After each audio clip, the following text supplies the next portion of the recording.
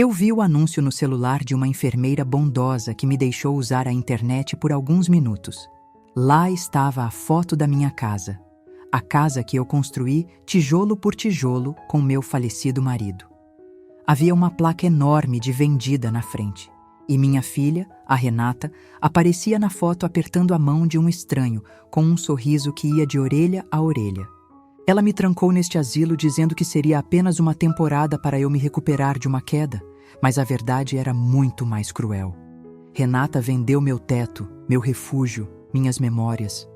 O que minha filha gananciosa não sabia, e que faria aquele sorriso desaparecer do rosto dela num piscar de olhos, é que aquela casa nunca me pertenceu no papel. Ela vendeu algo que já tinha dono, e o dono estava voltando para o Brasil. Meu nome é Elvira. Tenho 78 anos, embora, sinceramente, nos últimos meses eu sinta que envelheci uns 20. Antes de vir parar aqui, no lar Recanto de Luz, eu tinha uma vida que eu considerava plena. Não era uma vida de luxos, longe disso. Eu fui costureira a vida toda. Minhas mãos, hoje cheias de manchas e com as articulações inchadas pela artrose, já alinhavaram vestidos de noiva, uniformes escolares e ternos de doutores. Cada centavo que eu e o Geraldo, meu marido que Deus o tenha, juntamos, foi para comprar o nosso terreno e levantar a nossa casa. A minha casa. Fecho os olhos agora, sentada nesta poltrona de courino rasgado que cheira a desinfetante barato, e consigo sentir o cheiro do meu jardim. Eu tinha roseiras na entrada, daquelas vermelhas aveludadas, e um pé de jasmim que perfumava a sala inteira quando a brisa da tarde batia. A cozinha era o meu reino. Azulejos amarelos, antigos, mas sempre brilhando. Era lá que eu fazia o bolo de fubá, que meu neto, o Pedro, tanto amava. O Pedro. Só de falar o nome dele, meu coração aperta, como se uma mão de ferro esmagasse meu peito. Ele é meu único neto, filho da Renata. Eu criei aquele menino praticamente sozinha enquanto a Renata vivia a vida, tentando carreiras que nunca davam certo e namoros que duravam menos que chuva de verão. O Pedro sempre foi meu companheiro, minha luz. Mas, há 2 anos, ele ganhou uma bolsa de estudos no Canadá. Foi o dia mais feliz e o mais triste da minha vida. Feliz porque ele merecia o mundo. Triste porque eu ficaria sem o meu menino. Foi depois que o Pedro partiu que a Renata começou a aparecer mais lá em casa. No começo, achei que era carinho. Que tola eu fui. A solidão faz a gente ver amor onde só existe interesse. Ela chegava reclamando que a casa era grande demais para mim, que dava muita despesa, que as escadas eram perigosas. "Mãe, a senhora já caiu 2 vezes", ela dizia, com uma voz doce que não combinava com o olhar frio. "E se a senhora cai e ninguém vê? Eu fico preocupada, não durmo à noite. A verdade é que eu tinha tropeçado no tapete, sim, coisa de velho. Mas eu estava bem. Minha cabeça estava ótima, minhas pernas ainda aguentavam caminhar até a feira. Mas a Renata insistia. Água mole em pedra dura. Vocês sabem como é. Ela foi minando minha confiança. Comecei a ter medo de ficar sozinha. Comecei a achar que eu era um fardo, uma velha teimosa que não aceitava ajuda. O golpe final veio numa terça-feira chuvosa. Eu estava com uma gripe forte, me sentindo fraca. Renata apareceu com uma sopa e uma conversa pronta. "Mãe, consegui uma vaga numa clínica maravilhosa. É um spa, praticamente. Tem médicos 24 horas, atividades, jardim. A senhora vai passar uns 3 meses lá só para se fortalecer. Enquanto isso, eu faço uma reforminha aqui na casa, instalo barras de apoio, tiro os degraus perigosos. Quando a senhora voltar, vai ser uma casa nova e segura." Eu olhei para ela, com os olhos marejados pela febre e pela gratidão. Acreditei. Como uma mãe não vai acreditar na filha? Assinei os papéis que ela colocou na minha frente sem nem ler direito. Ela disse que eram formulários de admissão. Minha mão tremia, mas eu assinei, confiando que ela estava cuidando de mim. O dia da mudança para o asilo foi cinzento. Lembro do barulho da chave girando na porta da minha casa quando saímos. Aquele claque metálico soou como uma sentença, mas eu tentei ignorar. Entrei no carro dela levando apenas uma mala pequena. Não precisa levar muito, mãe, ela disse, jogando minha mala no porta-malas com pressa. Logo a senhora volta. Deixa suas joias, suas fotos, suas coisas de valor aí. Estarão mais seguras em casa do que na clínica. Chegamos ao spa. O nome na placa era bonito, mas o portão de ferro alto e as paredes descascadas contavam outra história. Não havia jardim florido como ela prometeu, apenas um pátio cimentado com alguns bancos de plástico. O cheiro. Ah, o cheiro de instituição é inconfundível. É uma mistura de sopa velha, urina e água sanitária. Um cheiro de tristeza. Renata me deixou na recepção com uma pressa que me assustou. Tenho que correr para o trabalho, mãe, mas venho te ver no domingo. Fica bem, tá? É para o seu bem. Ela me deu um beijo na testa, um beijo seco, rápido, e saiu sem olhar para trás. Eu fiquei ali, segurando minha bolsinha, vendo minha filha entrar no carro e arrancar. Naquele momento, senti um arrepio na espinha. Uma voz bem lá no fundo, aquela intuição que nunca falha, sussurrou. Ela não vai voltar tão cedo. Mas eu mandei a voz calar a boca. Era minha filha, ela ia reformar minha casa. Era só por uns meses. As primeiras semanas foram de adaptação, ou melhor, de resignação. Divido o quarto com a dona Cida, uma senhora que não fala mais, apenas geme baixinho durante a noite. A cama é dura, o lençol é áspero. A comida é sem sal, uma pasta morna que eles chamam de jantar. Mas eu me mantinha firme. É temporário, eu repetia para mim mesma enquanto olhava para o teto manchado de infiltração. A Renata está arrumando a casa. Vai ficar linda para quando o Pedro vier visitar nas férias. Eu ligava para a Renata dia sim, dia não. No começo, ela atendia. Oi mãe, tô na correria. A obra tá andando, tá ficando ótimo. Não posso ir aí hoje. O pedreiro atrasou. Beijo. As ligações foram ficando mais curtas. As desculpas, mais esfarrapadas. O domingo prometido nunca chegava. O carro quebrou. Tive uma reunião de emergência. Peguei uma virose. Eu esperava no banco de cimento, arrumada, com meu melhor vestido, olhando para o portão. Cada carro que parava, meu coração disparava, mas nunca era ela. Comecei a notar os olhares das enfermeiras. Olhares de pena. Elas já viram essa história acontecer 1000 vezes. A visita de médico que vira ausência, que vira abandono. Mas eu me recusava a aceitar. Eu tinha uma casa. Eu tinha uma família. Eu não era como os outros aqui, que não tinham para onde ir. Eu tinha o meu lar me esperando. Foi numa tarde de terça-feira, exatamente um mês depois que cheguei, que a primeira rachadura na minha esperança apareceu. Eu estava no corredor, perto da sala da administração, quando ouvi a voz da diretora do asilo ao telefone. Ela falava alto, meio irritada. Sim, dona Renata, eu entendo. Mas o pagamento da mensalidade vence amanhã. A senhora disse que faria a transferência assim que... Como? Vendeu? Ah, entendo. Então, aguardamos o comprovante. Vendeu? A palavra ecoou na minha cabeça. O que ela tinha vendido? Um carro? Uma joia? Meu estômago embrulhou. Voltei para o quarto arrastando os pés, sentindo um peso nas pernas que não era da idade. Era do medo. Tentei ligar para o Pedro, meu neto, mas só dava caixa postal.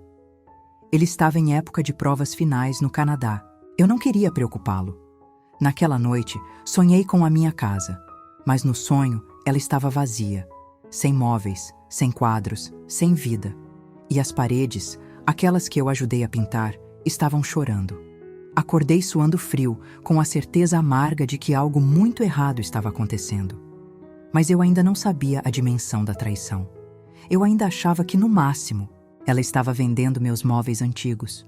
Eu não podia imaginar que ela teria coragem de vender o teto sobre a minha cabeça. O abandono não acontece de uma vez, como um trovão. Ele é como uma goteira. Pinga, pinga, pinga, até que a casa está inundada e você se afoga sem perceber. O segundo mês entrou arrastado. O spa que Renata prometeu se revelou uma prisão de rotinas monótonas. Café às 7, banho às 8, almoço às 11h30, sentar e esperar a morte o resto do dia.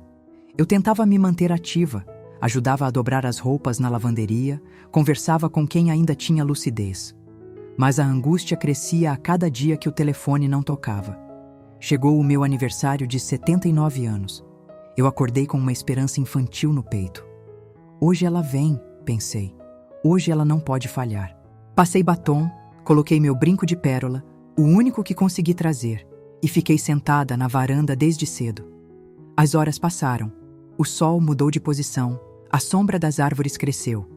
Vi filhos chegando para visitar outros idosos, trazendo bolos, presentes, netos correndo. Cada risada alheia era uma facada no meu peito. O almoço passou, o café da tarde passou, e o portão não se abriu para mim. Quando anoiteceu, uma enfermeira veio até mim com um pratinho contendo uma fatia de bolo seco da cantina e uma vela apagada. Dona Elvira. Sua filha ligou. Mandou dizer que sente muito, mas teve um imprevisto no trabalho e não vai poder vir. Mandou um feliz aniversário.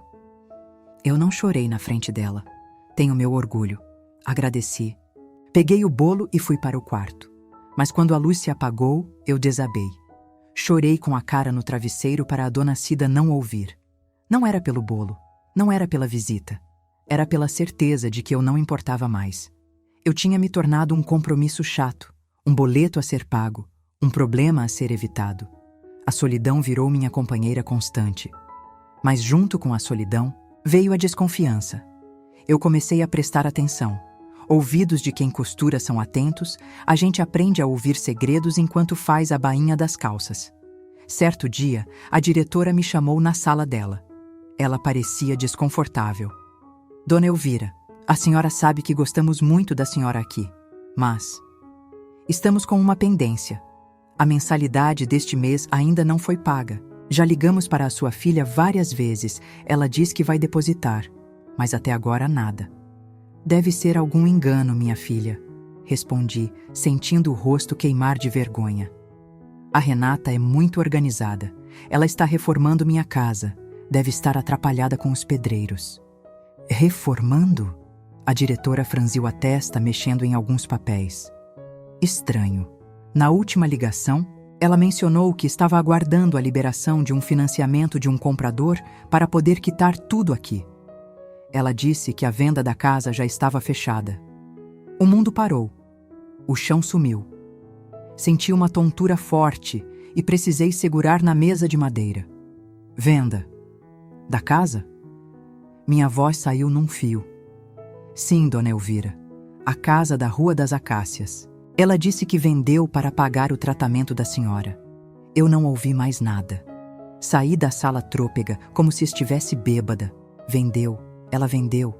Não havia reforma, não havia barras de apoio, não havia volta para casa. Tudo era mentira. Desde a sopa naquele dia de chuva até a promessa de 3 meses. Ela planejou tudo. Me tirou do caminho para se livrar do entulho e pegar o dinheiro. Naquela semana, eu virei um fantasma. Não comia, não dormia. A raiva e a tristeza brigavam dentro de mim. Como ela pôde? Eu limpei as fraldas daquela menina. Eu trabalhei até os dedos sangrarem para pagar a faculdade dela. E agora, ela me descartava e vendia minha história. Foi então que a enfermeira Cláudia, um anjo que Deus colocou no meu caminho, me viu chorando no jardim. Ela sentou ao meu lado e segurou minha mão. Mãos quentes, vivas. Dona Elvira, o que está acontecendo? A senhora está definhando. Eu contei tudo. Contei da casa, da mentira, da venda. Cláudia ficou em silêncio por um tempo. Depois tirou o celular do bolso. A senhora quer ver? Às vezes as imobiliárias postam na internet. Eu não sabia mexer naquilo, mas ela digitou meu endereço. E lá estava. A imagem que descrevi no começo. A faixa de vendida. A foto da Renata sorrindo e o valor. Meu Deus, o valor. Ela vendeu por um preço muito abaixo do mercado. Vendeu rápido para pegar o dinheiro logo. Oportunidade única, dizia o anúncio. Imóvel vago, pronto para morar. Vago. Eu estava viva. Eu existia. Mas para aquele anúncio e para a minha filha, eu já não contava mais. Senti uma dor física no peito, uma pontada aguda. Mas, estranhamente, aquela dor não me matou. Pelo contrário. Ao ver o sorriso triunfante da Renata naquela tela pequena, algo mudou dentro de mim. A tristeza profunda, aquela que me deixava na cama o dia todo, começou a endurecer. Ela virou uma brasa. Eu me lembrei de algo, uma lembrança nítida de 10 anos atrás, do dia em que meu marido faleceu. Lembrei-me do cartório. Lembrei-me da conversa com o advogado, Dr. Arnaldo, um homem sério e correto. Lembrei-me do que fizemos para proteger o futuro do Pedro, que na época era só um menino órfão de pai. O pai dele sumiu no mundo, e com uma mãe instável como a Renata. A Renata sempre foi gastadeira, irresponsável. Eu e o Geraldo sabíamos que, se deixássemos a casa para ela, em poucos anos não sobraria nada. Meus olhos focaram na data da postagem da venda. 2 dias atrás. A escritura definitiva ainda não devia ter sido passada. A Renata devia ter feito um contrato de gaveta, recebido um sinal gordo, prometendo a documentação para breve. Ela achava que, como filha única, era a herdeira natural e que bastava me declarar incapaz ou simplesmente pegar minha assinatura com alguma desculpa para resolver a papelada depois. Ela contava com a minha ignorância. Ela contava que eu morreria logo aqui dentro, de tristeza. Ela contava com o meu silêncio. Dona Elvira? A enfermeira chamou, preocupada com meu olhar fixo. Eu levantei a cabeça. Sequei as lágrimas com as costas da mão. A vulnerabilidade daquela senhora abandonada no dia do aniversário deu lugar a uma frieza que eu desconhecia ter. Cláudia, minha filha, eu disse, com a voz firme pela primeira vez em meses. Você pode me emprestar esse telefone para fazer uma ligação internacional? Eu preciso falar com o meu neto. E depois, eu preciso que você me ajude a encontrar o número de um advogado antigo, o Dr. Arnaldo. A enfermeira sorriu, percebendo a mudança na minha postura. Claro, Dona Elvira. Agora mesmo. Eu olhei para a janela do meu quarto, para as grades que me prendiam. A Renata achou que tinha me enterrado viva. Mas ela esqueceu que sementes também são enterradas. E eu estava pronta para brotar e quebrar todo o concreto que ela jogou em cima de mim. Ela vendeu a casa. Ótimo. Agora ela ia ter que explicar para a polícia e para os compradores como ela vendeu um imóvel que pertence legalmente ao filho dela, meu neto Pedro. A raiva é um combustível poderoso. Ela aquece o sangue que estava frio. Ela aguça a mente que estava entorpecida pela tristeza. Segurando aquele celular emprestado da enfermeira Cláudia, minhas mãos pararam de tremer. Eu não era mais a velhinha abandonada no quarto 12. Eu era a matriarca da minha família e estava prestes a lembrar a todos quem eu sou. Disquei o número do Pedro, o código do Canadá, o número longo. Cada dígito era uma prece. Chamou 1, 2, 3 vezes. Meu coração batia na garganta. Um tambor de guerra. Alô? A voz dele, grossa, cansada, mas inconfundível. A voz do meu menino. Pedro. Minha voz falhou. A emoção quase me traiu. Engoli o choro. Eu precisava ser forte. Pedro, é a vovó. Houve um silêncio do outro lado da linha, seguido por um barulho de algo caindo e uma respiração ofegante. Vó? Vó Elvira? Meu Deus, vó! Eu tenho tentado ligar para a senhora há semanas. A mãe disse que a senhora estava incomunicável na UTI, que não podia falar. Eu estava quase pegando um avião, mas ela disse que eu só ia atrapalhar sua recuperação. Vó, o que está acontecendo? A senhora está bem? As mentiras da Renata eram piores do que eu imaginava. UTI? Incomunicável? Ela estava criando o cenário perfeito para a minha morte, ou para a minha invalidez total. Escute com atenção, meu filho. Eu não tenho muito tempo com este telefone. Eu estou bem de saúde, mas estou presa num asilo. Sua mãe me colocou aqui. E, Pedro, ela está vendendo a nossa casa. Ouvi um grito sufocado do outro lado. Vendendo? Como assim vendendo? A casa é minha, vó. Está no meu nome desde que fiz 18 anos. A senhora e o vô passaram a escritura para mim com usufruto vitalício para a senhora. Ela não pode vender nem uma telha daquela casa. Ela sabe disso, Pedro? Perguntei, embora já suspeitasse da resposta. Ela sabe que não tem o nome na escritura, mas talvez ache que pode falsificar sua assinatura ou... Vó, eu vou ligar para a polícia agora. Não, falei firme, com uma autoridade que assustou até a mim mesma. Não faça nada ainda, Pedro. Se você gritar agora, ela foge, esconde o dinheiro que já pegou de entrada e diz que foi um mal-entendido. Nós vamos fazer isso do jeito certo, do jeito que seu avô faria. Expliquei meu plano para ele. Pedro chorava de raiva do outro lado, xingava, pedia perdão por estar longe. Ouvir o choro dele doeu, mas também me fortaleceu. Eu não estava mais sozinha. Tinha meu aliado. Fique quieto por enquanto, meu filho. Finja que não sabe de nada quando falar com ela. Deixe ela achar que venceu. Eu preciso falar com o Dr. Arnaldo. Desliguei o telefone, sentindo uma energia nova correndo nas veias. Devolvi o aparelho para a Cláudia, que me olhava com olhos arregalados. Dona Elvira, a senhora mudou. Parece. Maior. Cláudia, minha filha, eu preciso de um favor enorme. Você consegue trazer o Dr. Arnaldo aqui amanhã, no seu horário de almoço, sem passar pela recepção oficial? Diga que é seu tio visitando. Se a Renata souber que recebi um advogado, o plano acaba. Cláudia assentiu. Ela também estava indignada. A solidariedade dos estranhos às vezes é maior que a do próprio sangue. No dia seguinte, o Dr. Arnaldo entrou no Jardim dos Fundos. Ele estava mais velho, com cabelos brancos como a neve, mas o terno impecável e a pasta de couro eram os mesmos. Quando me viu, seus olhos marejaram, mas ele manteve a postura profissional. Sentamos num banco afastado, sob a sombra de uma mangueira. O cheiro da colônia dele, tabaco e madeira, me trouxe lembranças de tempos mais seguros, quando Geraldo resolvia tudo. Agora era comigo. Contei tudo. Mostrei o anúncio no celular da Cláudia. Falei das mentiras, do abandono. Dr. Arnaldo ouvia em silêncio, anotando tudo num bloquinho amarelo, a caneta tinindo no papel com raiva contida. Dona Elvira, isso é estelionato. É apropriação indébita. É estatuto do idoso sendo rasgado. A voz dele tremia de indignação. A casa está no nome do Pedro, com usufruto da senhora. Para vender, ela precisa da assinatura do Pedro e da sua renúncia ao usufruto. Sem isso, qualquer contrato é nulo. Ela deve estar aplicando um golpe no comprador também, prometendo a escritura para depois. O que podemos fazer, doutor? Perguntei, olhando para minhas mãos calejadas. Ele fechou o bloco com força. Podemos parar isso agora, entrar com uma liminar, chamar a polícia.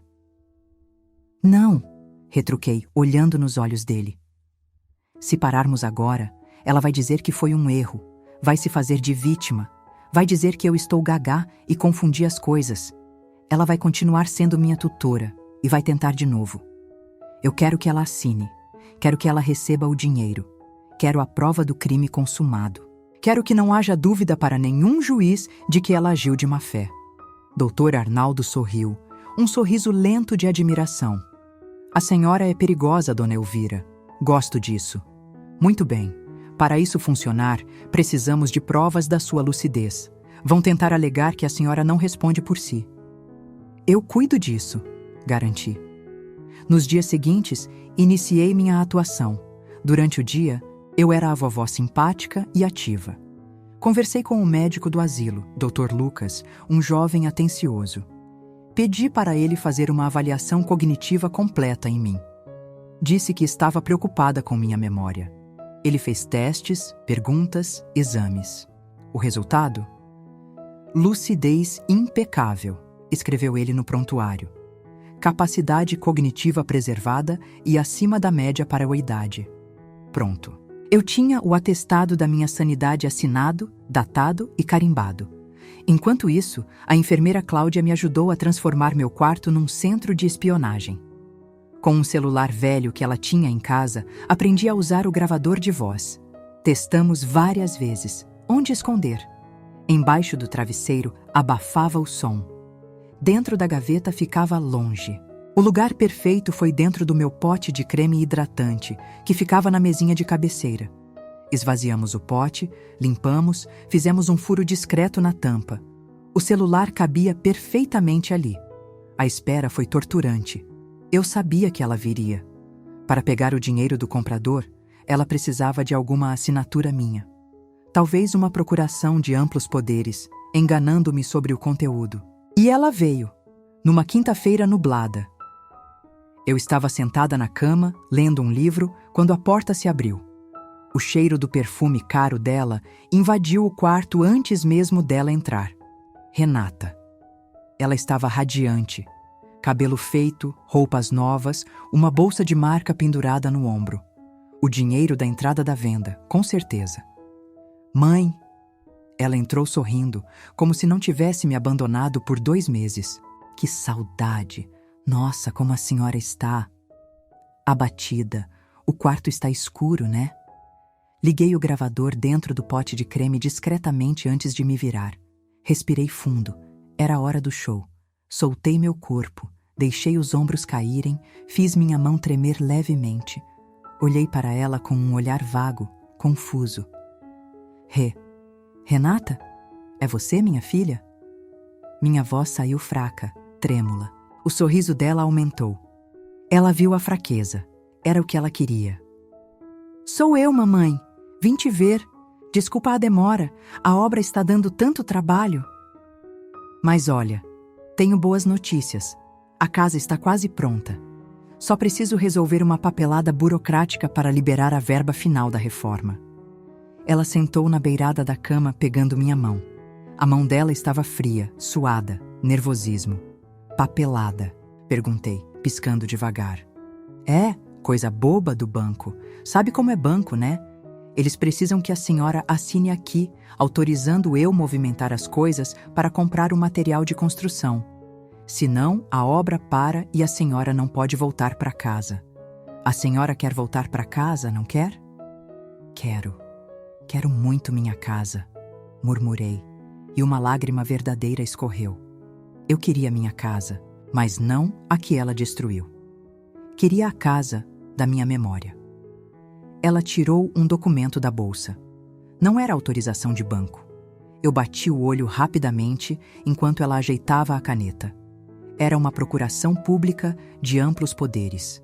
Com aquilo, ela poderia vender, comprar, movimentar contas, fazer dívidas em meu nome. Ela queria poder total para passar a escritura da casa falsamente. Aqui, mãe. Assina aqui onde está o X. Ela me entregou a caneta. Eu segurei a caneta, deixando-a balançar no ar. Mas, eu não preciso ler, filha?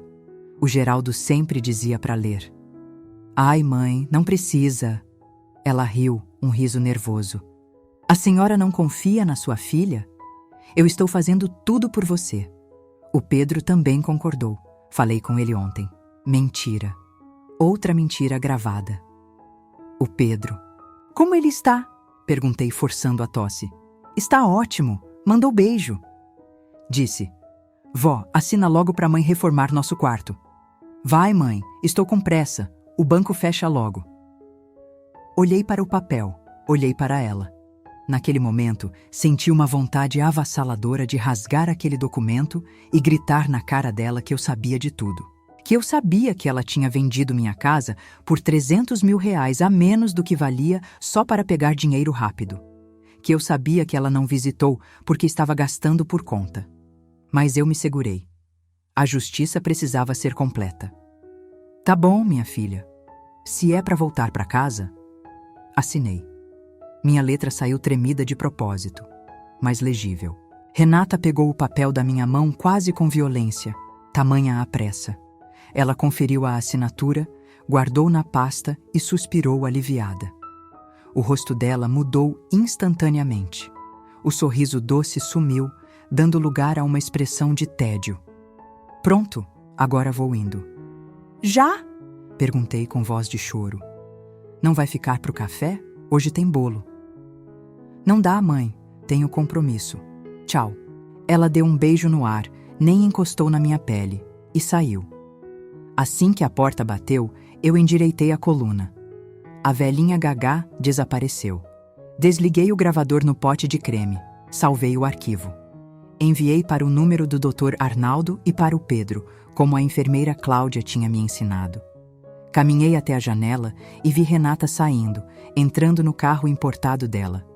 Aproveite, minha filha, sussurrei para o vidro frio. Aproveite essa sensação de vitória, porque é a última coisa que você vai sentir antes de o mundo desabar na sua cabeça. Naquela noite, Dr. Arnaldo me ligou. Dona Elvira, recebemos o áudio. É perfeito. Ela confessa que falou com o Pedro. Mentira. Induz a senhora ao erro dizendo que é para reforma. E temos a prova de que a intenção é a venda fraudulenta, pois já temos o contrato de promessa de compra e venda que o cartório nos forneceu cópia. E tem mais. O comprador depositou o sinal hoje à tarde na conta dela. O crime está consumado. E agora? Perguntei, sentindo meu coração bater forte, não de medo, mas de antecipação. Agora, Dona Elvira, nós esperamos ela tentar passar a escritura definitiva. Marcamos a data. Será na próxima terça-feira, no cartório do centro. O comprador estará lá, ela estará lá. E nós também estaremos. Desliguei o telefone e olhei para o quarto escuro do asilo. Pela primeira vez em meses, o cheiro de desinfetante não me incomodou. O silêncio não me oprimiu. Eu sentia uma paz estranha, uma calma antes da tempestade. Eu olhei para minhas mãos. As mesmas mãos que costuraram o enxoval da Renata, que limparam seus joelhos ralados, que fizeram carinho em seus cabelos para ela dormir. Essas mesmas mãos agora iriam assinar a sentença dela. Doía? Doía como se arrancassem um pedaço de mim. Mas a mulher que saiu daquele quarto hoje não era minha filha. Era uma estranha gananciosa que precisava ser parada. Fechei os olhos e imaginei o rosto do Pedro.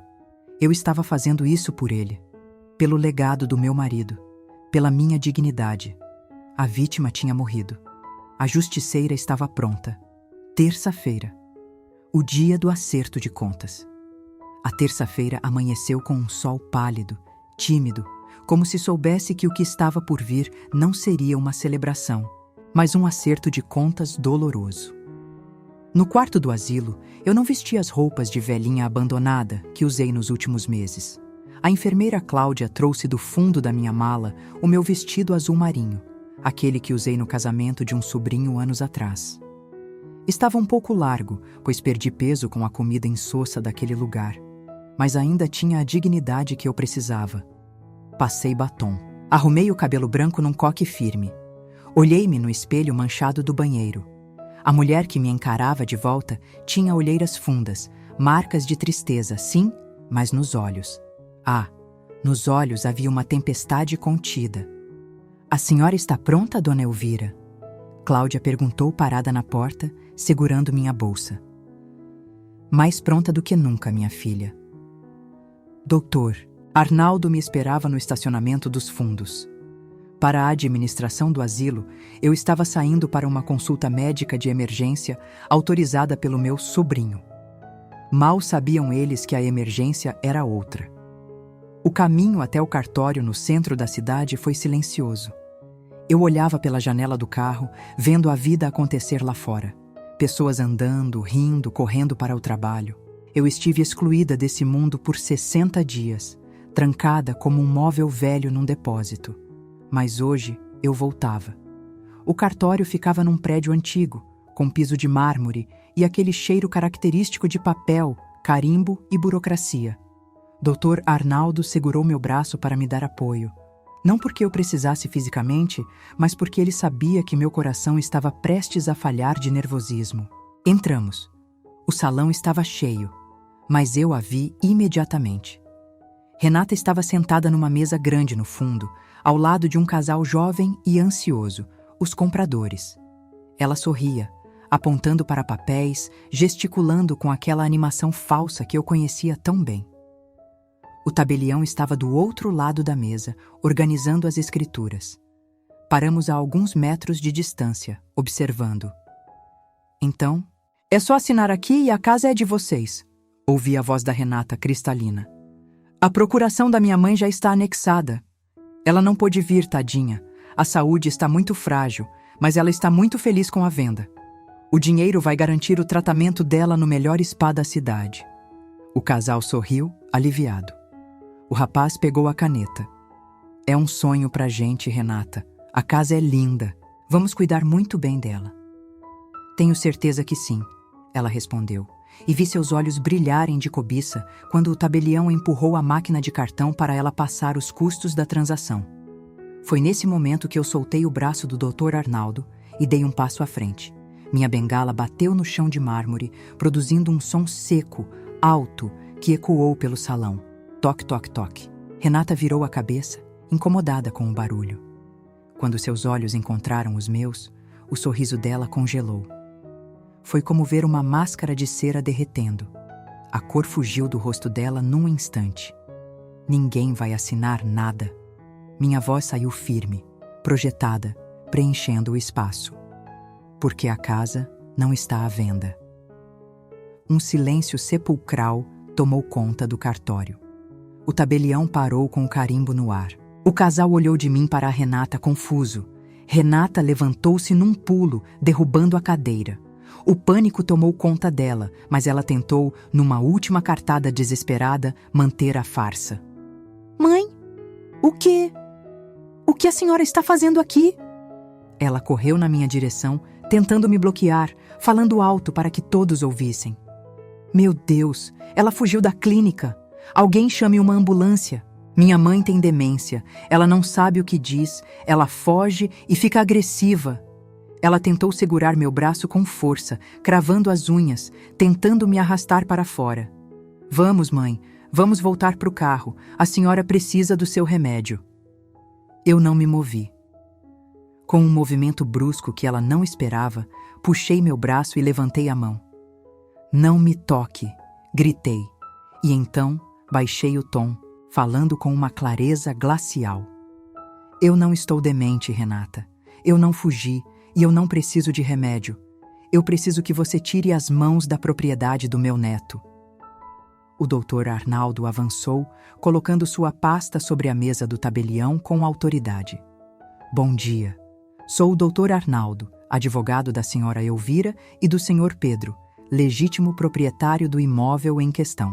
Gostaria de pedir que o senhor tabelião suspendesse qualquer ato imediatamente. Estamos diante de uma tentativa de estelionato. A palavra estelionato pairou no ar como uma nuvem tóxica. O casal de compradores arregalou os olhos, soltando a caneta como se ela queimasse. Estelionato? O rapaz perguntou, olhando para Renata com horror. Você disse que a casa era sua herança. Que estava tudo certo. Renata estava encurralada. Ela olhava para os lados, suando frio. Isso é um absurdo, ela guinchou. Minha mãe não está bem da cabeça. Esse advogado é um aproveitador. Eu tenho uma procuração. Ela assinou. Dr. Arnaldo abriu a pasta calmamente. A procuração que a senhora tem foi obtida mediante fraude, induzindo uma idosa ao erro sob o pretexto de uma reforma bancária. Temos a gravação da conversa. Ele tirou um pendrive e colocou na mesa. Além disso, aqui está o laudo médico datado de ontem, atestando a plena lucidez de Dona Elvira. E aqui? Ele puxou um documento antigo. Está a escritura original. O imóvel pertence a Pedro, com usufruto vitalício de Elvira. Para vender, a senhora precisaria da assinatura dele. Eu falei com o Pedro. Renata mentiu, mas a voz falhou. Não, mãe, você não falou. A voz veio da entrada do cartório. Todos se viraram. Lá estava ele, Pedro, meu neto. Com uma mochila nas costas, olhos vermelhos de cansaço da viagem, mas com a postura de um homem. Ele chegou naquela manhã, direto do aeroporto, conforme combinamos. Renata cambaleou para trás, batendo na parede. Pedro? Ela sussurrou. Ele não olhou para ela. Ele veio direto a mim. Aquele menino que eu criei, que troquei fraldas, me abraçou com uma força que curou todas as feridas dos últimos 2 meses. Chorei. Chorei ali mesmo, no meio do cartório, sentindo o cheiro de viagem e de amor do meu neto. Oi, vó. Desculpe a demora. Acabou. Ele se virou para a mãe. O olhar dele era de uma decepção tão profunda que doía só de ver. Como você pôde, mãe? Vender a casa que o vô construiu? Jogar a vovó num asilo e mentir para mim dizendo que ela estava morrendo na UTI? Eu tenho os e-mails, mãe. Tenho as mensagens. O casal de compradores levantou-se, furioso. Nós queremos nosso sinal de volta! Agora! O homem gritou com Renata. Ou chamamos a polícia aqui mesmo! Renata começou a chorar. Não um choro de arrependimento, mas de desespero de quem perdeu o jogo. Eu precisava do dinheiro, ela gritou histérica. Eu tenho dívidas. Vocês não entendem. Eu ia perder meu apartamento, meu carro. Era só vender essa casa velha e tudo se resolvia. A mãe nem ia saber. Ela ia ficar bem no asilo. A confissão explodiu no salão. A mãe nem ia saber. Caminhei até ela. Aproximei-me bem, para que ela visse cada ruga do rosto que ela desprezou. Eu não sou um objeto, Renata. Eu não sou um móvel velho que você guarda num depósito quando atrapalha a decoração da sua vida. Eu sou sua mãe. Eu te dei a vida. E hoje? Hoje eu estou te dando uma lição. Mãe, por favor. Ela tentou segurar minha mão, choramingando. Não deixa eles chamarem a polícia. Eu sou sua filha. Você não vai prender sua própria filha, vai? Olhei para o Dr. Arnaldo. Olhei para o Pedro. E olhei para o casal lesado. Eu não vou prestar queixa criminal hoje, Renata. Falei, sentindo o peso da misericórdia que só uma mãe tem, mesmo quando não deveria. Mas o Dr. Arnaldo vai entrar com uma ação cível. Você vai devolver cada centavo que pegou desse casal. Vai devolver o dinheiro que roubou da minha conta nesses 2 meses. E você vai assinar um documento renunciando a qualquer tutela sobre mim. Mas eu não tenho o dinheiro, já gastei uma parte, ela soluçou. Então venda o seu carro, venda o seu apartamento, venda as suas roupas de marca. Aprenda pela primeira vez na vida a pagar suas contas sem usar o suor dos outros. Virei as costas. Não consegui olhar mais para ela. A imagem da minha filha derrotada, mesquinha e pequena, era triste demais. Saímos do cartório. O ar da rua parecia mais leve, mais doce. Pedro segurava minha mão direita, Dr. Arnaldo estava à esquerda. Vamos para casa, vó? Pedro perguntou. A casa está vazia, meu filho. Ela deve ter vendido os móveis. Lembrei, com um aperto no peito. Não importa, ele sorriu. A gente compra colchões infláveis. A gente pede pizza. O importante é que a chave é nossa. Voltamos para a Rua das Acácias. Quando o táxi parou na frente, meu coração disparou. A placa de vendida ainda estava lá. Pedro foi lá e a arrancou com as próprias mãos, jogando-a no lixo da calçada. O barulho da madeira quebrando foi a melhor música que ouvi em anos. Entramos. A casa estava ecoando. A sala estava vazia, sem meu sofá, sem minha estante. As marcas dos quadros estavam nas paredes, fantasmas do passado. O cheiro era de lugar fechado, mas era meu. Caminhei pelos cômodos vazios. Fui até a cozinha. Meus azulejos amarelos ainda estavam lá, brilhando sob a poeira. Fui até o quintal. Minhas roseiras estavam secas, mortas por falta de água. Senti uma tristeza profunda pelas plantas. Mas então, vi algo. No pé do jasmim, um pequeno broto verde rompia a terra seca. Uma folhinha nova, teimosa, insistindo em viver. Pedro veio atrás de mim e me abraçou pelos ombros. Vamos plantar tudo de novo, vó. Vamos encher essa casa de vida. Eu tranquei a faculdade por um semestre. Vou ficar aqui com a senhora até tudo se ajeitar. Encostei a cabeça no peito dele. A justiça foi feita. Minha filha vai enfrentar processos, perdeu o respeito do filho e a confiança da mãe. O caminho para a reconciliação, se é que um dia existirá, será longo e árduo. Ela terá que provar que mudou, não com palavras, mas com anos de atitudes. Mas por enquanto, eu tenho a minha paz. Sentei no degrau da varanda, no chão duro mesmo. O sol da tarde bateu no meu rosto. Fechei os olhos e respirei fundo. Não cheirava a desinfetante. Não cheirava a sopa velha. Cheirava a terra, a recomeço e, principalmente, cheirava a liberdade. Eles acharam que eu era velha demais, frágil demais. Esqueceram que velhice não é doença e que amor de mãe também sabe ser justiça. Eu recuperei meu lar. E ninguém, nunca mais, vai me tirar daqui sem a minha permissão. Se você chegou até aqui, muito obrigada por me ouvir. Se essa história te emocionou, se você sentiu raiva, tristeza ou até satisfação ao ver a justiça sendo feita, deixe seu like neste vídeo. Isso me ajuda a saber que essas histórias importam e ajuda outras pessoas a encontrarem esses relatos também. Inscreva-se no canal se você quer ouvir mais histórias como essa e ative o sininho para não perder nenhum vídeo. Assim você recebe notificação sempre que eu postar uma nova história. Compartilhe esse vídeo. Comente aqui embaixo. O que você faria no meu lugar? Eu leio todos os comentários. Obrigada por estar aqui. Até a próxima história.